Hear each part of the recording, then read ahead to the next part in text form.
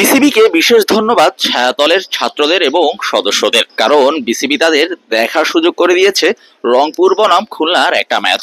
ছায়াতল যারা মূলত সুবিধাবঞ্চিত এবং পথশিশুদের নিয়ে কাজ করেন, তারা এর আগেও গত বছর একটা ম্যাচ দেখার সুযোগ করে দিয়েছিলেন তাদের কাছে থাকা পথশিশু এবং সুবিধাবঞ্চিত শিশুদের। এবারও একই রকম উদ্যোগ তাদের।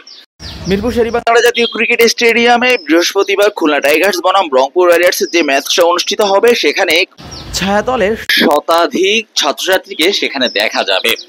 যে সুযোগটা করে দিয়েছে বাংলাদেশ ক্রিকেট বোর্ড বিসিবি, তাই তো তাদের বিশেষ ধন্যবাদ ছায়াতলের সদস্যদের।